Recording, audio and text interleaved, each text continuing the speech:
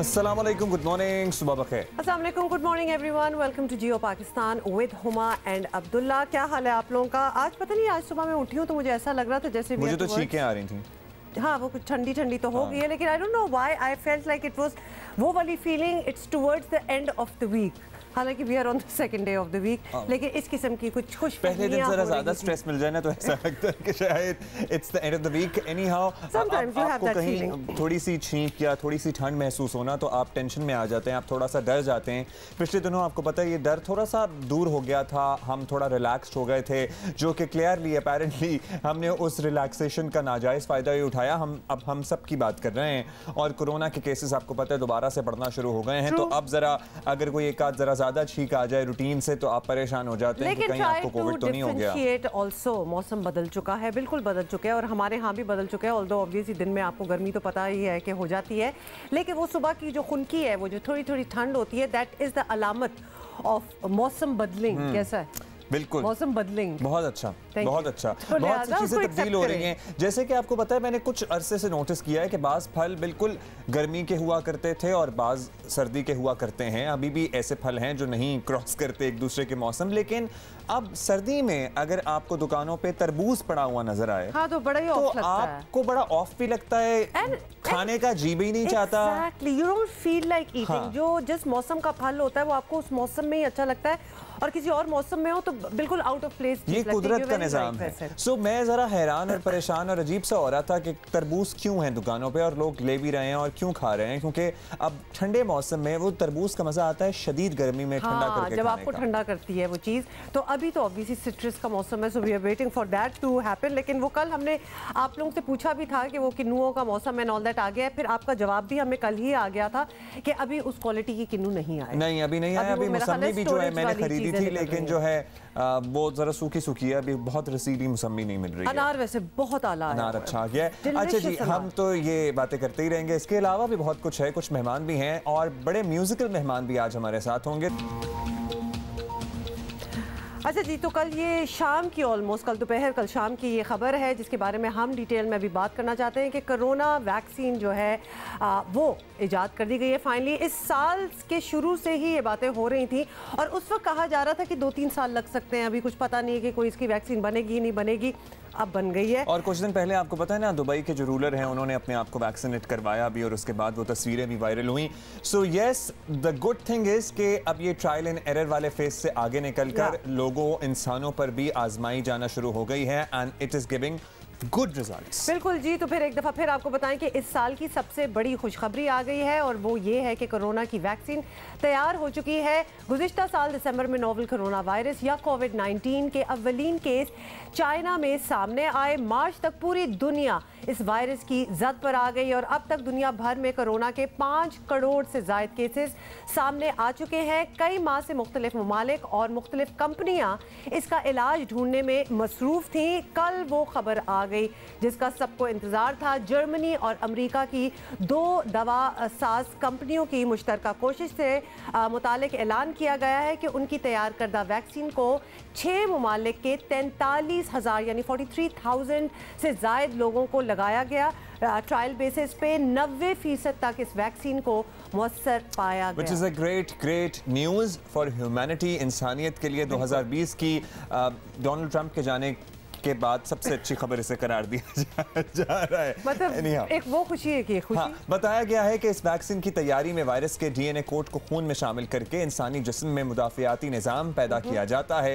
ये वैक्सीन 3 हफ्तों के दौरान 2 खुराकों की सूरत में दी जाएगी, यानी कि 2 डोजेज इन 3 वीक्स। समझ आ गया? बताया गया है कि वैक्सीन अगले साल सितंबर अक्टूबर तक पूरी दुनिया में दस्तयाब हो जाएगी।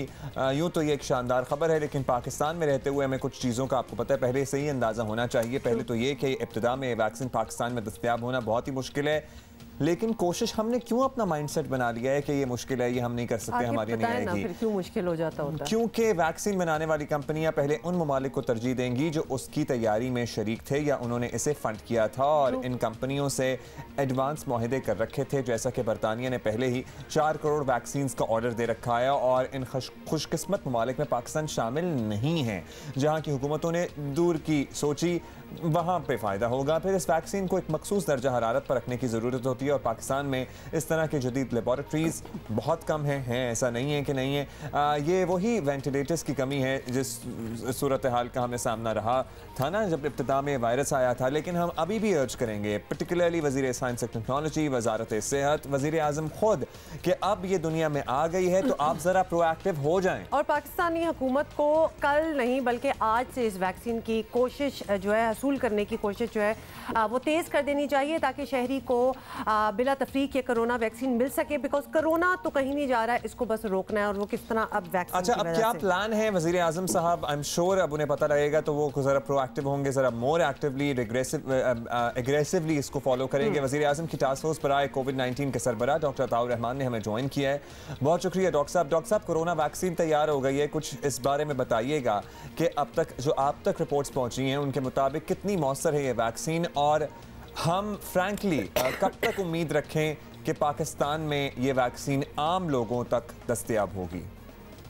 शुक्रिया, बिस्मिल्लाहिर्रहमानिर्रहीम। बात यह है कि अभी खुशियां मनाना कब्ल अज़ वक्त है मेरे नज़रिए में, क्योंकि इसमें 5 बड़े मसले हैं। सबसे पहला मसला ये है कि अभी तक FDA का अप्रूवल नहीं हुआ है, तो जो रेगुलेटरी बॉडीज हैं उनको अप्रूव करना है, उसमें कम से कम 2 महीने लगेंगे मेरे अंदाजे के मुताबिक। अगर वो रिजल्ट देखेंगे और अगर अप्रूवल दे देती है तो फिर अगला मरहला शुरू होगा। दूसरा जो बड़ा प्रॉब्लम है इस वैक्सीन में वो ये है कि ये -80 डिग्री के ऊपर -80 डिग्री सेंटीग्रेड पे रखना पड़ता है और फिर उसको ट्रांसपोर्टेशन, वो जो कोल्ड चेन है वो तीसरी दुनिया के ममालिक में मौजूद ही नहीं है, पाकिस्तान समेत, कि -80 डिग्रीज पे इसको आप ट्रांसपोर्ट करें, हवाई जहाज से लैंड करें, फिर -80 डिग्री से कंटेनर्स हो, वो हॉस्पिटल जाएं और फिर वहाँ पे और फिर देने भी 2 डोजेस हैं इसके 3 हफ्ते के गैप से, तो फिर -80 डिग्रीज की जो ट्रांसपोर्टेशन है ये तीसरे ममालिक में एक बहुत बड़ा मसला है। This is the second biggest problem. तीसरा बड़ा मसला जो ये है कि अभी तक ये पता नहीं कि कितने दिन इफेक्टिव रहती है। आपने वैक्सीन लगाई और पता चला कि 2 महीने बाद इसका असर खत्म हो गया, इसके ऊपर कोई एविडेंस नहीं है, कोई रिजल्ट्स नहीं है, अभी तक इसको देखा ही नहीं है फाइजर ने और बायोनटेक ने जो कंपनियां हैं। तो इसको ये कब्ल अज़ वक्त है ये कहना कि वाकई इफेक्टिव है या नहीं। शुरू में तो इफेक्टिव है, लेकिन जो 2 महीने 3 महीने कितने दिन तक एंटीबॉडीज आपके जिस्म में रहती हैं। चौथा जो बड़ा इशू होगा वो इसका लार्ज स्केल प्रोडक्शन है, कि जब तक के बड़े पैमाने में प्रोडक्शन नहीं होती हो, जैसे आपने कहा कि अगले साल सितंबर अक्टूबर, यानी we are talking about a year, 1 साल बाद ये पूरी दुनिया में मुहैया हो सकेगी अगर ये सब चीज़ें मरहले ये इससे गुजर जाती है। और फिर सबसे आखिरी मसला जो है वो उसका क्या कीमत होगी इसकी, और आया कि ये पाकिस्तान जैसे ममालिक को मिलेगी या नहीं। तो पाकिस्तान में हमने इसका इंतज़ार नहीं किया, बल्कि और जो वैक्सीन्स हैं जो कि बहुत अभी तक अच्छे क्लिनिकल ट्रायल से रिजल्ट्स आ रहे हैं। एक चाइनीज़ कंपनी है सिनोफार्म, वो भी इसी तरह फेज 3 क्लिनिकल ट्रायल्स में है। कई दुनिया में कामयाब रिजल्ट्स आ चुके हैं, बस उन्होंने शोर शराबा नहीं किया फाइजर की तरह, वो खामोशी से काम कर रहे हैं और उसके जो है क्लिनिकल ट्रायल दुनिया में बहुत सारे ममालिक में लाखों पेशेंट्स पे हो चुके हैं इस वक्त। और उसके पाकिस्तान में कराची यूनिवर्सिटी में जो international centre for chemical and biological sciences है उसके और इंडस अस्पताल के साथ मिलकर इसका क्लिनिकल ट्रायल्स पाकिस्तान में हो रहा है। उन्होंने कमिट किया है कि ये मुनासिब दाम को पाकिस्तान में मुहैया करेंगे। और दूसरा एक और वैक्सीन है जो कि नेशनल इंस्टीट्यूट ऑफ हेल्थ जो फेज 3 क्लिनिकल ट्रायल्स में है, वो भी चाइनीज़ कंपनी है जिसके साथ क्लिनिकल ट्रायल्स हो रहे हैं और वो भी मुहैया हो जाएगी पाकिस्तान में। तो अभी ये जो डॉक्टर साहब ये जो आप चाइनीज कंपनी की वैक्सीन की बात कर रहे हैं, इनके जो क्लिनिकल ट्रायल जिस कंपनी का आपने पहले तस्करा किया जो हुए हैं वो कामयाब हैं, उनके क्या रिजल्ट्स रहे हैं?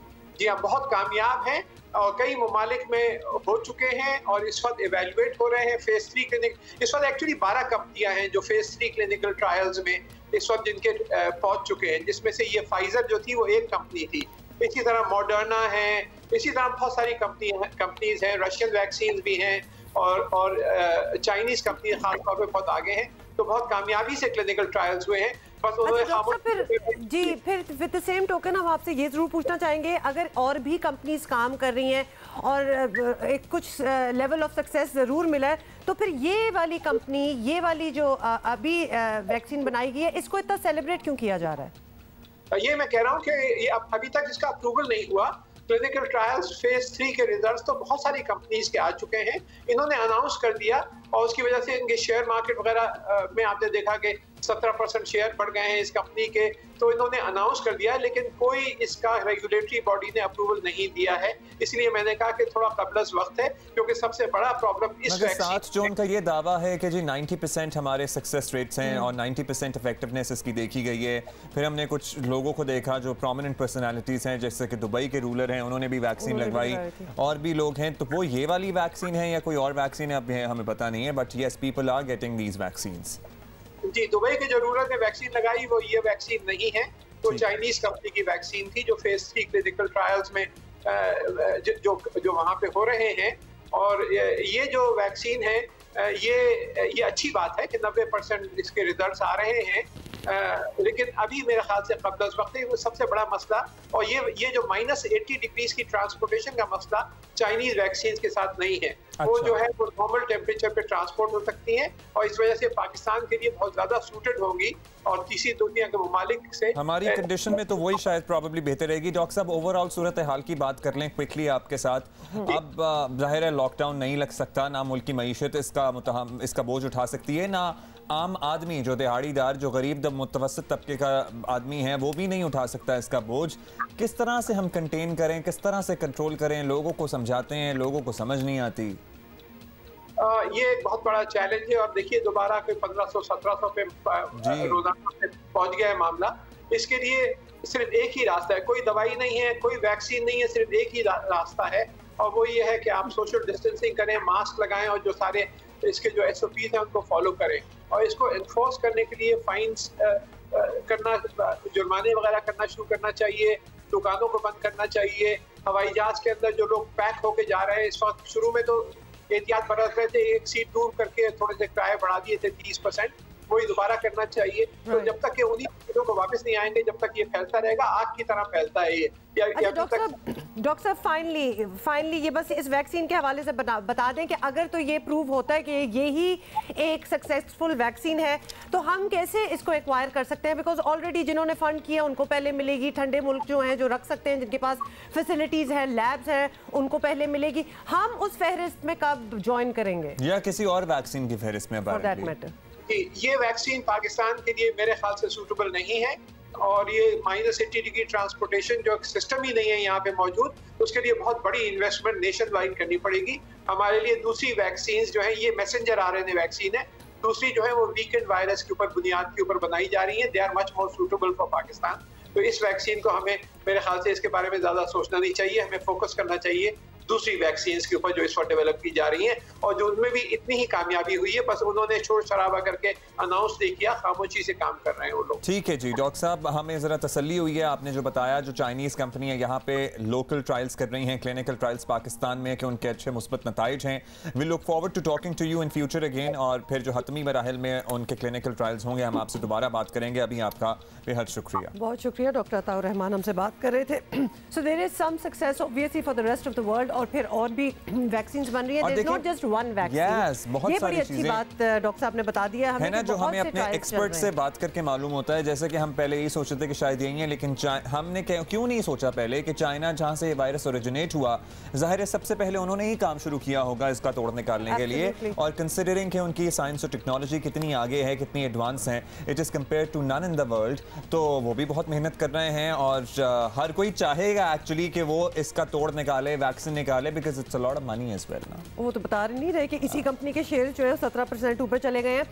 अच्छा जी, coming back to the figures, हम आपको रोज़ एक अपडेट ज़रूर दे देते हैं कि पाकिस्तान में इस वक्त क्या हालात हैं कोरोना के हवाले से। तो मुल्क में जी कोरोना के जो केसेस हैं उनसे मज़ीद 23 अमवात हो चुकी हैं, 23 deaths in the last 24 hours. तादाद जो है वो 7000 हो गई है, ये NCOC का बताना है। गुज़श्ता रोज़ कोरोना के मज़ीद 1637 केसेस रिपोर्ट हुए हैं। सो अब ये नंबर जो है 2000 के करीब पहुंच रहा है।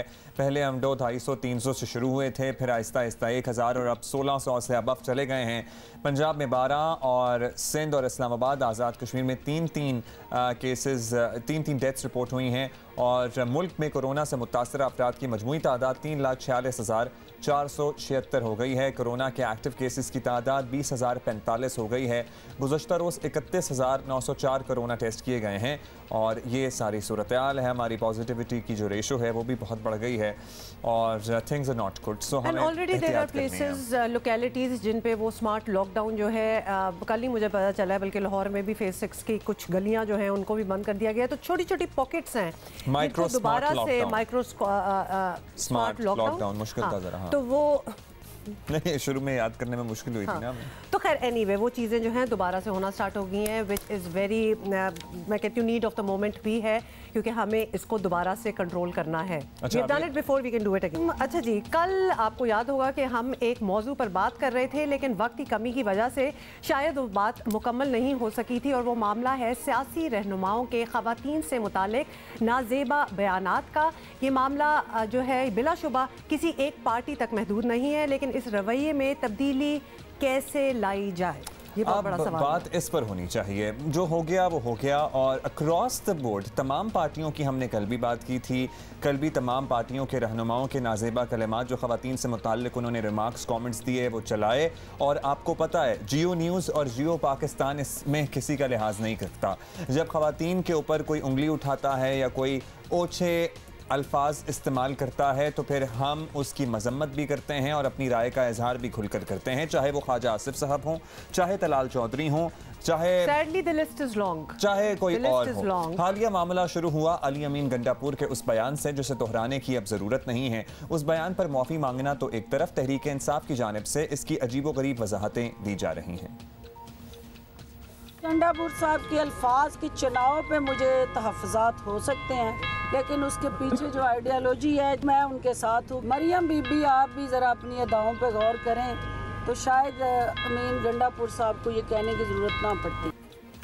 और डॉक्टर साहबा के बारे में जब PMLN के एक रहनुमा ने इस किस्म की ही कुछ मेकअप से रिलेटेड बात की थी, तो हमने यहाँ पर उन्हें याद कराया था कि ख़वातीन के बारे में किस तरह से बात की जाती है इसी प्लेटफॉर्म के ऊपर। और एक्चुअली कल कमल शौजब साहिबा ने हमारे प्रोग्राम में भी, अगर गंडापुर साहब की बात पे ही बात कर ली जाए तो उस पर कुछ ऐसी उन्होंने तशरीह की थी। पहले आप ये सुन लें।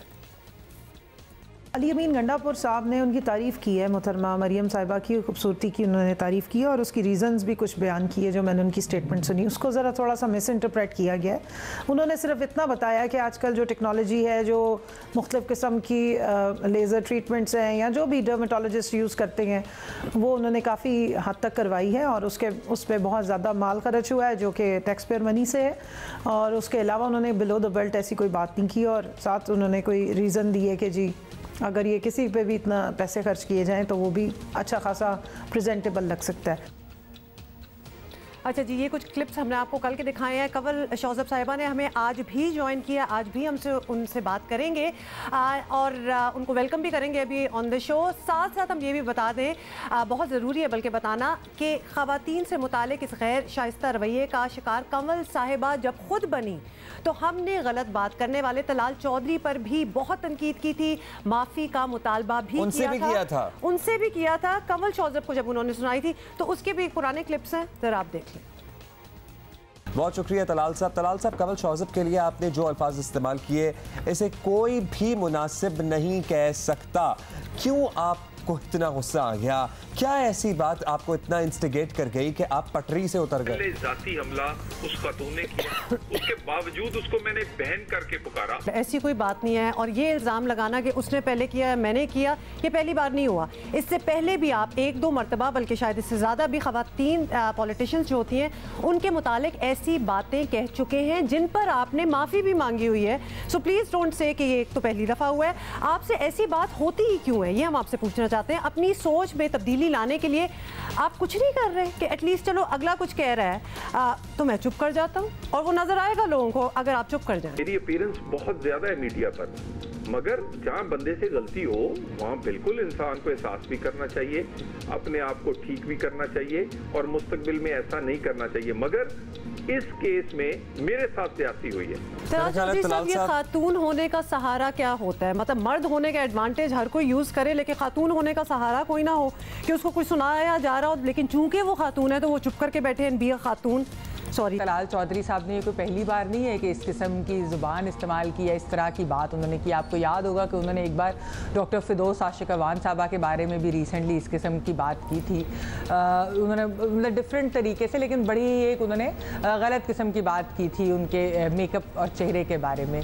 तो बाद में उन्होंने उसके बाद अपोलोजाइज़ भी किया। जो उन्होंने कंवल साहिबा के साथ किया तो बहुत ही गलत था। जिस किस्म की ज़ुबान इस्तेमाल की, ये काफ़ी बाजारी किस्म की ज़ुबान है। लेकिन अब आप देखिए कि मियां नवाज शरीफ के बाद एक बड़ी कंजर्वेटिव जमात है बेशक नून लीग, लेकिन अगली लीडर हमें मरियम नवाज साहिबा ही नज़र आ रही हैं। तो जब एक खातून आपकी लीडर होगी तो आप दूसरी खवातीन के बारे में इस किस्म की बातें करके तो फिर आप क्या पैगाम देना चाहते हैं? आप खवातीन को और खवातीन सियासतदानों को आप अंडरमाइन कर रहे हैं। हमने अली अमीन गंडापुर साहब के मामले पे तो शायद इतनी तवील बहस ना की हो जितनी हमने कमल शौजत साहिबा को जब तलाल चौधरी ने नाजेबा अल्फाज कहे थे उस पर कंप्लीट सेगमेंट किया था। जियो पाकिस्तान हमेशा से ही खवातीन से मुताल्लिक़ गलत रिमार्क्स पर बात करता है और करते रहेंगे हम, ख्वाह वो इमदाद पताफी हों या फिर ख्वाजा आसिफ साहब हों। लेकिन अब ज़रूरी है कि पॉइंट स्कोरिंग से आगे बढ़कर यह सोचा जाए कि सियासी क़यादत के इस माइंड सेट को कैसे तब्दील करना है। और हमारा सिर्फ मुतालबा ये होता है कि मजम्मत होती है, मजम्मत उन्होंने ये कहा गलत कहा, नहीं कहना चाहिए था। उसकी जब एक्सप्लेनेशन आगे से सामने आती है ना कि तारीफ की और खूबसूरती का जिक्र किया, it just does not make any sense. Kamal Shaujat साहिबा, thank you so much for joining us again. हम एक दफ़ा रीविजिट आपको कराना चाहते थे और कल भी हम आपको ये याद दिला रहे थे कि जब खुद पे गुजरी हो तो फिर तो बिल्कुल अगले की साइड देना चाहिए आपको, क्योंकि आपको पता है एग्जैक्टली हाउ इट फील्स। आपने देख लिया कि हमने आपको किस तरह डिफेंड किया था जब तलाल चौधरी साहब ने आपके अगेंस्ट ये बातें की। Thank you very much, Madhiya and Abdullah नुमा, सॉरी जी।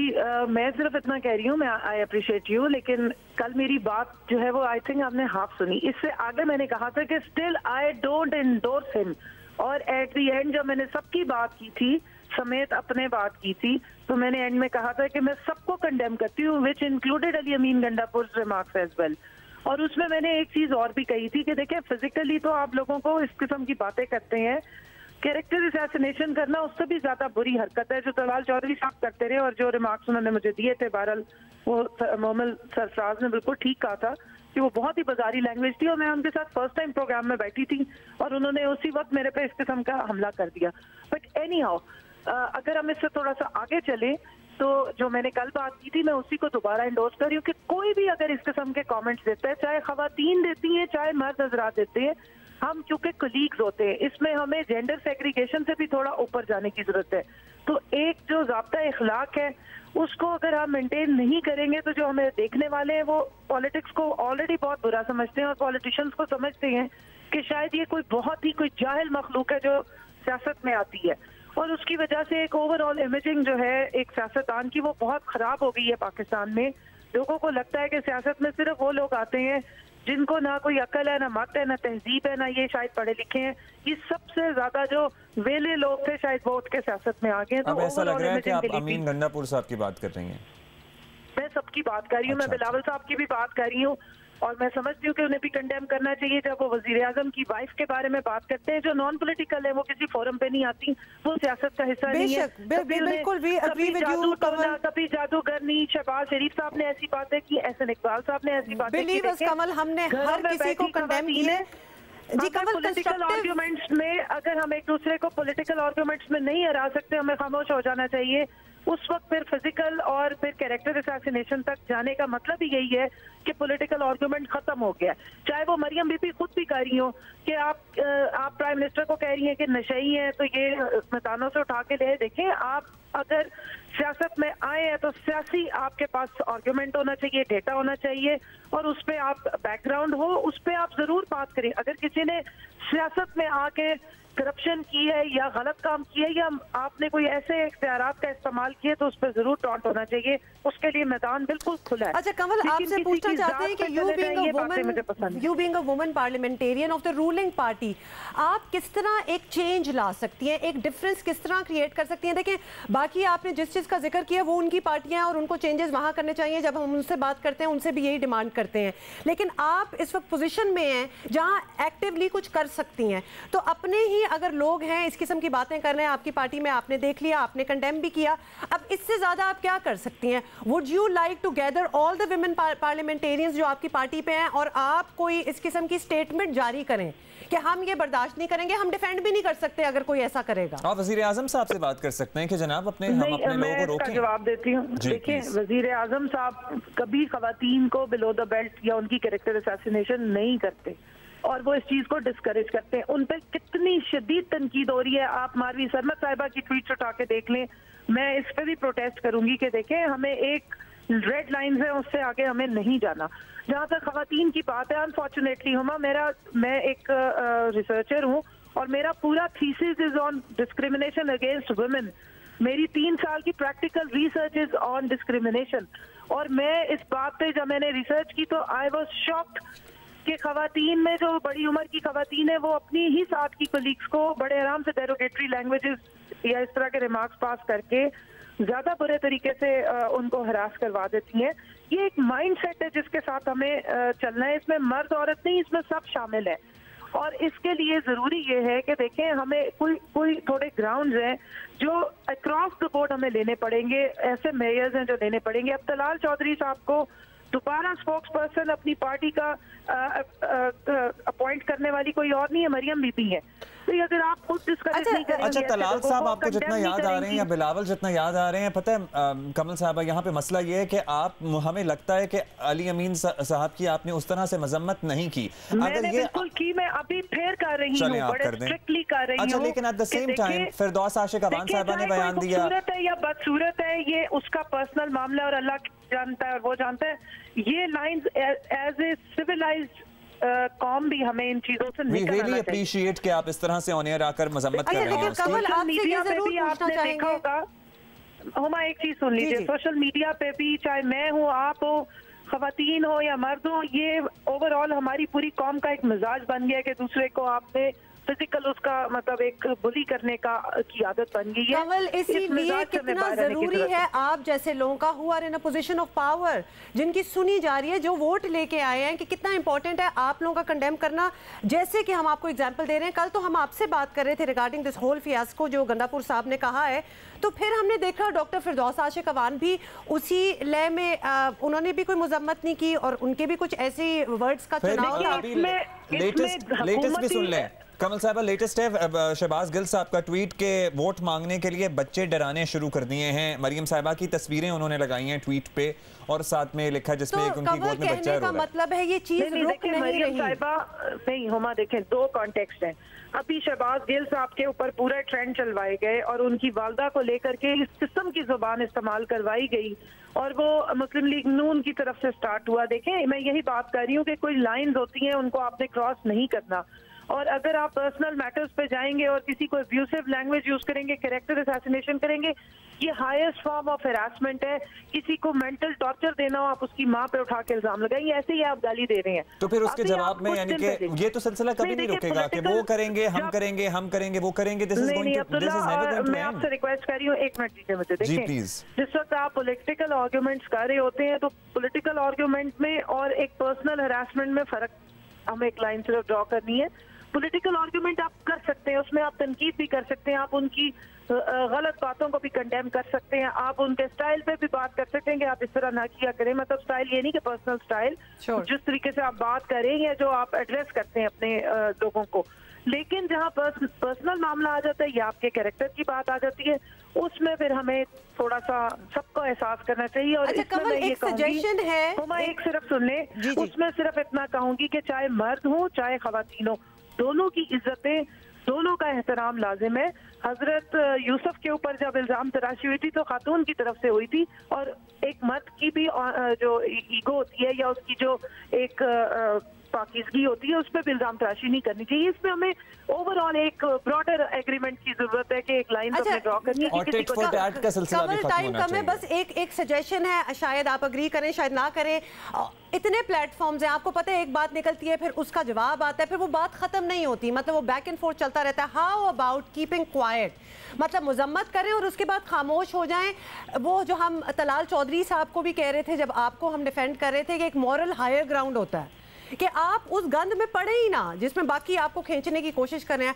हाउ अबाउट जैसा कि शहबाज गिल साहब के बारे में अगर कोई कह रहा है तो कि वो अगर जवाब करेंगे तो फिर उसकी तरफ से भी ये तो this is never going to चलता ही रहेगा। फिर हाउ अबाउट कि कोई ये फैसला करे कि जी हम ऐसी चीजों पे रिस्पॉन्ड ही नहीं करेंगे। देखिए, जब आपके पेरेंट्स के बारे में कोई बात करता है ना, फिर आपका वो पर्सनल मैटर हो जाता है, पार्टी का मैटर नहीं रहता है। और उसमें फिर आप एक हद तक रिक्वेस्ट कर सकते हैं दूसरे से, लेकिन उसके जितने एहसासात मजरू हुए हों उसमें फिर वही समझता है कि वो कितना सफर कर रहा है और कितने मेंटल टॉर्चर से गुजरा। मैं समझती हूँ कि इस माइंडसेट को ब्रेक करना है, इसमें पार्टीज का काम नहीं है, ये एक ओवरऑल माइंडसेट है।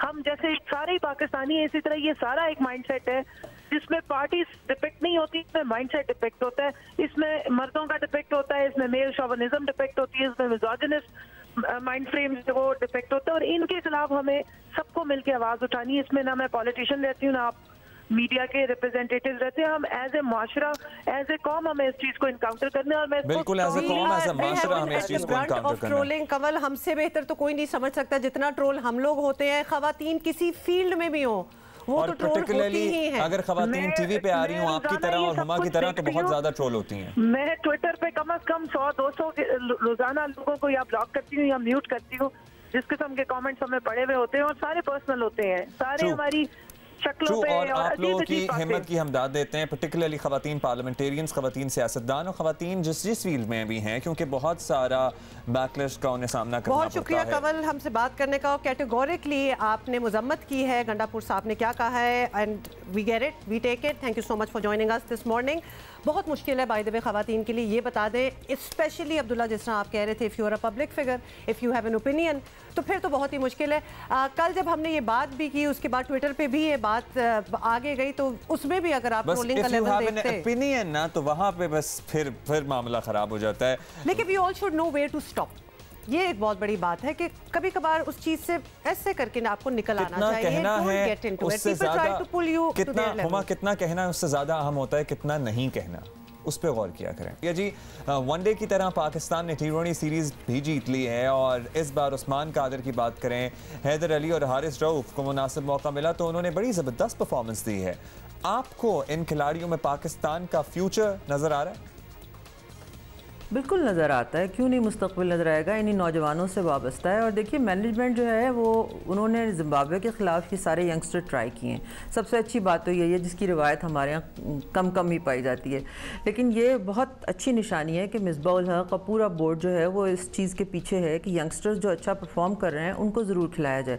जैसे देखें इंग्लैंड के ख़िलाफ़ हैदर अली ने T20 में पहली अपनी 50 की, फिर कल भी उन्होंने 50 की। वनडे में थोड़ा सा वो कह सकते हैं कि इतने कामयाब नज़र नहीं आए, लेकिन वक्त के साथ साथ आई एम श्योर कि ये लड़के जो हैं वो इम्प्रूव करेंगे और हमारे हाई परफॉर्मिंग सेंटर में भी और टीम की मैनेजमेंट में भी इतने अच्छे कोचेज़ हैं, यकीनी तौर पे वो इनके साथ काम करेंगे। तो हमें मुझे लगता है कि T20 में तो एक ओपनर हैदर अली को बाबर आजम के साथ ट्राई करना चाहिए और मुस्तकिल वो हिस्सा बनना चाहिए। अच्छा आलिया, ये भी बता दें कि अब पाकिस्तान को वनडे की तरह एक बार फिर क्लीन स्वीप का मौका मिला है, तो इस बार ये मौका हाथ से ना निकले, टीम मैनेजमेंट और खिलाड़ी ये कैसे यकीनी बनाएंगे? T20 में पाकिस्तान का कोई जोड़ नहीं है। T20 में पाकिस्तान जिसको कहते हैं ना हमारे DNA में ये शामिल है T20 खेलना, तो मगर कभी भी अपने वो कहते हैं ना मुखालिफ को कभी भी कमज़ोर नहीं लेना चाहिए। तो यकीनन आज भी पाकिस्तान की टीम यही चाहेगी कि क्लीन स्वीप करे। मिसबाह उल हक की और कप्तान की बिल्कुल यही कोशिश होगी कि किसी भी सूरत हम जो हैं ये 3-0 की मार दें और साबित करें कि T20 में हमसे अभी भी कोई बेहतर नहीं है। तो पूरी किस तरह तरह करना है, अच्छा खेल के करना है। ऑब्वियसली अगर टॉस जीत के आप अपनी स्ट्रेंथ के ऊपर खेलते हैं, आप बैटिंग करने जाते हैं, जनरली आजकल ये हो रहा है कि T20 में आप चेज़ करने जाते हैं। तो बाबर आजम भी पिछला टॉस भी उन्होंने जीता था और उन्होंने जिम्बाब्वे को बैटिंग की दावत दी थी और उसके बाद फिर कैलकुलेशन के साथ चेज़ किया उन्होंने। हैदर अली ने बड़ा अच्छा खेला। उससे प्रीवियस जो मैच था उसमें हफीज़ और बाबर आजम बहुत अच्छा खेले। तो बाबर आजम की तो माशाल्लाह बड़ी सबलाइम परफॉर्मेंस जा रही है और आई होप कि पाकिस्तान 3-0 से आज ज़रूर शिकस्त देगा। Thank you so much and like you said that it's in our DNA, तो we'll be there। मतलब मेरा ख्याल है कि ये क्लीन स्वीप जो है बड़ी अच्छी तरह स्वीप होने वाला है। अच्छा जी, अभी देखते हैं कि पंजाब हुकूमत के लिए, हमारे लिए तो होपफुली कोई मुश्किल नहीं होगी आखिरी T20 में, लेकिन पंजाब हुकूमत के लिए क्या मुश्किलात हैं उसका ज़रा जायज़ा लेते हैं। अच्छा जी, आपको बताएं कि तहरीक इंसाफ मुस्लिम लीग काफ से बढ़ते फासले समेटने की कोशिशों में मसरूफ़ है। असल किरदार उस्मान बुज़दार का अदा करना होगा क्योंकि हालात ठीक ना हुए तो हुकूमत उन्हीं की दाव पर लगेगी। काफ लीग एक बार फिर PTI से नाराज़ है। गुज़िश्ता हफ्ते, बल्कि आपको याद भी होगा, वज़ीर आज़म इमरान खान के ज़ोहराने में भी काफ लीग ने शिरकत नहीं की थी। और मुस्लिम लीग काफ की क़यादत का कहना है कि वज़ीर आज़म इमरान खान ने 2 साल से पूछा तक नहीं, तहफ़्फ़ुज़ात का इज़ाला नहीं किया, किसी अहम मामले में उनसे मुशावरत की गई और ना कभी एतमाद में लिया। चौधरी शुजात हुसैन बीमार हैं, वज़ीर आज़म इमरान खान ने राब्ता भी नहीं किया। वो लाहौर आते हैं तो काफ लीग को किसी मामले में एतमाद में नहीं लेते और पैगाम देने के लिए आने वाले वज़रा भी तस्लीम करते हैं कि काफ लीग से ज़्यादती हो रही है। इन सारी बातों के बावजूद हुकूमत पर उम्मीद है कि उसके इत्तेहादी काफ लीग कहीं नहीं जा रही और तहफ़्फ़ुज़ात जल्द दूर हो जाएंगे इनके। इत्तेहादी हमारा सबसे बड़ा सरमाया है और पाकिस्तान तहरीक इंसाफ पंजाब में हो या वफाक में, इत्तेहादियों को साथ लेके चलने के लिए पुरज़म है। छोटे मोटे गिले शिकवे जो किसी के साथ अगर तवक्कुआत से जुड़ा कोई अमल जिससे उनकी दिलज़ारी हुई हो, उसको किसी भी वक्त ठीक किया जा सकता है और जिस तरह हमारी उनसे तवक्कुआत हैं इसी तरह उनकी भी हुकूमत से तवक्कुआत हैं। तो इंशाअल्लाह हम और हमारे इत्तेहादी जो हैं, हमारा चोली दामन का साथ है। इकट्ठे हमने हुकूमत बनाई है और इकट्ठे ही अपना टेन्योर पूरा करेंगे और हमारे मुखालफिन को इस इत्तेहाद के टूटने की जो खबर नहीं मिल रही, उनको इससे सख्त मायूसी होगी। अच्छा जी, ये तो आपने सुन लिया। आपको बताएं कि मुस्लिम लीग काफ की नाराज़ी तो बज़ाहिर वज़ीर आज़म इमरान खान से है, लेकिन इस नाराज़ी का असल मलबा कौन बनेगा? ऑफ कोर्स पंजाब हुकूमत पर ही गिर सकता है और बुज़दार साहब गुज़िश्ता कुछ दिनों से ख़ासे मुतहर्रिक दिखाई भी दे रहे हैं। इसी पे हम बात कर लेते हैं। सीनियर सहाफ़ी नसीम कुरैशी साहब ने हमें ज्वाइन किया है। नसीम साहब शुक्रिया। नसीम साहब, फिरदौस आशिक अवान साहब कही थी इत्तेहादी हमारा सबसे बड़ा सरमाया है, तो काफ लीग हुकूमत से नाराज़गी का इजहार कर रही है, पहले भी करती रही है। आपको काफ लीग की नाराज़गी कितनी जायज़ लगती है और क्या आप समझते हैं कि काफ लीग हुकूमत से अलग होने का हौसला रखती है? जी अस्सलाम वालेकुम जी, शुक्रिया। काफ लीग गवर्नमेंट से अलग होने का तो हौसला नहीं रखती, लेकिन वो ये ज़रूर चाहते हैं कि उनको इक़्तिदार में वो जो चाह रहे हैं उस तरीके से समझ। हालांकि काफ लीग ने ये एक चीज़ आपको इनका माजी से देखने, काफ लीग जो कहीं तो दोस्तों के साथ चलती, जो दोस्त उनके कहते हैं और अभी भी वो दोस्तों के कहने पर ही चलेंगे। तो उनके कभी भी काफ लीग ने ये नहीं सोचना कि गवर्नमेंट से, वो हमेशा गवर्नमेंट के साथ ही नहीं। अब भी आप देखने कितनी उनकी स्ट्रेंथ है और वो इस वक्त गवर्नमेंट में बैठे हुए हैं। उनका झगड़ा सिर्फ शुरू हुआ था उससे जब मोहनिस इलाही साहब की उन्होंने क्या कहते हैं वजारत मांगी थी और उनको वजारत नहीं मिली। उस वक्त शायद ये कुछ थे तहफ़्फ़ुज़ात थे कि उन पर कोई नैब वगैरह के केसेस हैं, लेकिन उस पर काफ लीग को बाद में ये क्लियर भी हो गया। PTI के लोग भी एक दो उनके भी नैब के थे केसेस, वो उनको नैब ने डील भी किया। तो लेकिन अब सूरत हाल ये है कि उन्हें, जैसे कि आपने भी बताया, इमरान खान साहब वज़ीर आज़म साहब के उस खाने पे नहीं गए, दावत में नहीं गए और तहफ़्फ़ुज़ात लेकर बैठे। पंजाब गवर्नमेंट में बज़ाहिर देखने में, जैसे कि आपने भी बात की कि काफ लीग के अलग हो जाने से बुज़दार हुकूमत को नुकसान है, लेकिन काफ लीग ये सारी बातें ज़रूर करती है, लेकिन वो अलग नहीं होती। अलग नहीं होना उससे, वो सिर्फ जी नसीम साहब, आपसे ये पूछना चाहते हैं कि बुज़दार हुकूमत की गवर्नेंस से मुतालिक शिकायत हमेशा से ही रही हैं। कुछ दिनों से वज़ीर आला हम देख रहे हैं, बल्कि हम इस पे बात भी कर रहे थे कि काफ़ी मुतहर्रिक नज़र आ रहे हैं, छापे भी मारे जा रहे हैं, विजिट्स भी कर रहे हैं, बहुत कुछ हो रहा है। तो आपको लगता है कि 2.5 साल में जो गवर्निंग के इश्यूज रहे हैं अब वो दूर हो जाएंगे पंजाब में? नहीं, बिल्कुल भी ऐसा नहीं है कि एकदम से ये कॉस्मेटिक्स जो आप एक छापे और ये चीज़ें कर रहे हैं, लेकिन काम तो चीज़ें तो वहीं पर हैं। आज भी हॉस्पिटल में मेडिसिन नहीं मिल रही है, आज भी पुलिस के मसाइल चले। लाहौर को निकाल के बाकी शहर में, लाहौर में कुछ थोड़ा सा बेहतर हुआ है कि थाने में अगर कोई जाए तो उसकी बात सुन ली जाती है। लेकिन ये जो आपने अभी बात की, और मेरा भी ये ख्याल है और वैसे भी ये है कि इन बुज़दार साहब को अभी शायद मज़ीद छापे मारने के बजाय जो अमली काम करने पड़ेंगे। अमली काम में भी देखिए, इन्होंने एक प्रोजेक्ट शुरू किया, ये जो फरदौस मार्ग अंडर पास, तो उसकी 3 से 4 दफ़ा इन्होंने डेट दी। इसके बाद इन्होंने एक चीफ इंजीनियर को भी हटा दिया कि इस वजह से कि जनाब काम डिले हो रहा है। उनको इसमें ऐसा बिल्कुल नहीं है कि वो छापे मारने से उनकी गवर्नेंस के जो बेहतर मामला थे, गवर्नेंस के मामला अभी तक बेहतर नहीं है और ना ही होने। तो फिर क्या उम्मीद रखें नसीम साहब, अगर गवर्नेंस के मामला बेहतर नहीं हैं, वज़ीर आज़म साहब इतना एतमाद करते हैं बुज़दार साहब पे, अगर बुज़दार साहब में सलाहियत ही नहीं है, एक होता है ना वो अपनी से कोशिश, बाज़ बच्चे होते हैं जो इतने ब्राइट नहीं होते हैं, तो अगर तो वो केस है, वो कोशिश करते हैं, अगर ये कोशिश कर रहे हैं, लेकिन जाहिर है कि अगर इतनी सलाहियत नहीं है कि नताइज दे सकें, तो फिर आपको नहीं लगता इन अ लॉन्ग रन इस टर्म के आखिर में PTI को मजमूई तौर पर वफाकी सतह पे पंजाब की बैड गवर्नेंस का नुकसान होगा? जी देखें, बिल्कुल जो समय अभी तो नुकसान हो रहा है इस वक्त, मतलब बल्दियाती इंतखाबात के हवाले से अगर ये बल्दियाती इंतखाबात कराएँ तो PTI को नुकसान हो सकता है, लेकिन अभी बल्दियाती इंतखाबात नहीं होंगे। और बाकी जो बात आपने की है, वो जो तालिब इल्म जो थोड़ा सा कमज़ोर था, वो काफ़ी बेहतर हो गया।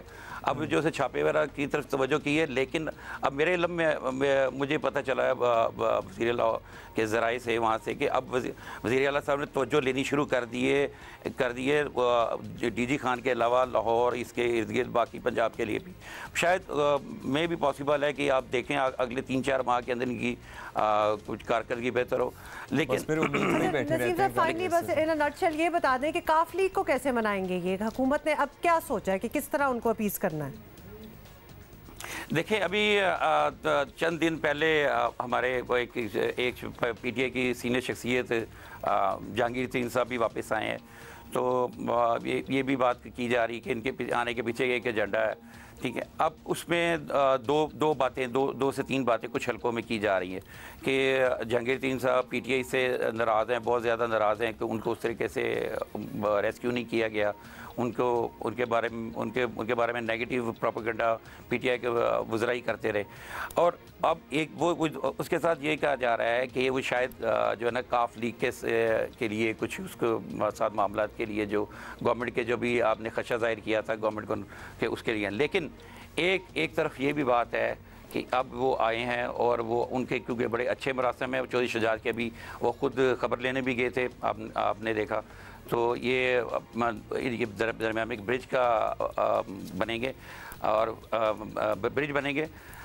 बुज़दार साहब भी कोशिश कर रहे हैं बहुत ज़्यादा, जबकि बुज़दार साहब को खुद पहले बड़े तहफ़्फ़ुज़ात थे चौधरी परवेज़ इलाही साहब की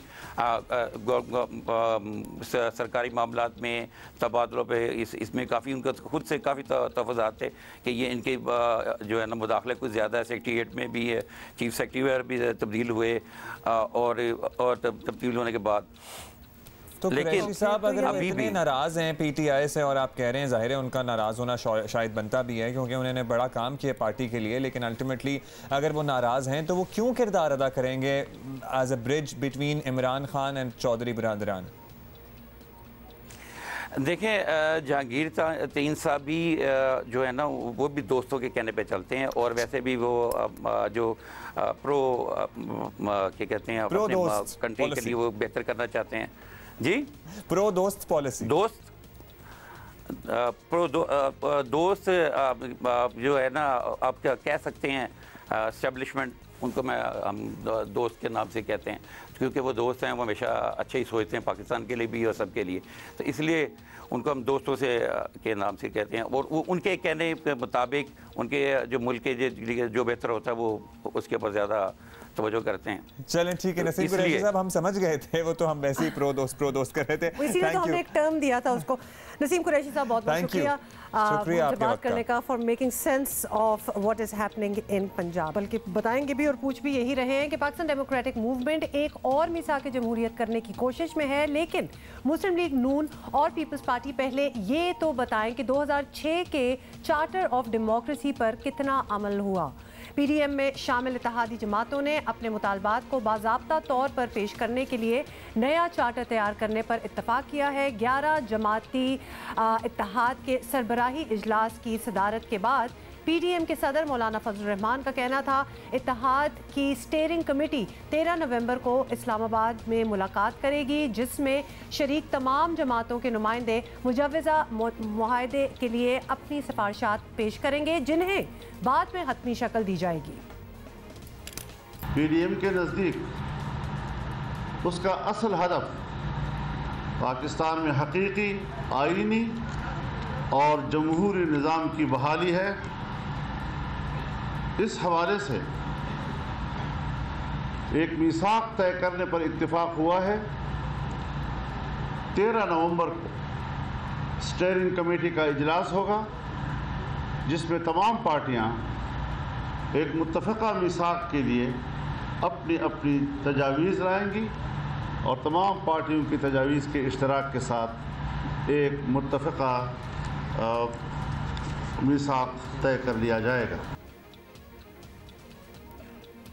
वफाकी वज़ीर इत्तलात शबली फराज ने कहा है कि जिस तहरीक को आए रोज़ नए मीसाक की ज़रूरत पड़ती हो, उसका कोई मुस्तक़बिल नहीं। नए मीसाक की बातों से जाहिर हो गया कि ये नहीं जानते करना क्या है, ये अंधेरे में तीर चला रहे हैं। हुकूमत की तनकीद अपनी जगह, लेकिन असल में मुस्लिम लीग नून और पीपल्स पार्टी को ये बताना चाहिए सर्टनली कि पिछले मीसाक जमहूरियत का क्या अपना वैसे जो बना वो तो हमें याद ही है। तो यही सवाल हम एक्चुअली पूछ भी लेते हैं। इस वक्त हमें ज्वाइन किया है रहनुमा पाकिस्तान पीपल्स पार्टी नैयर बुखारी साहब ने। नैयर बुखारी साहब, पाकिस्तान डेमोक्रेटिक मूवमेंट एक और मिसाक जमहूरियत लाने की बात कर रही है, तो ये चीज़ वाज़े हो जाए कि बाद के मुस्लिम लीग नून और पीपल्स पार्टी का बयानिया बिल्कुल एक जैसा नहीं कि क्या मिसाक जमहूरियत मुमकिन भी है कि नहीं है?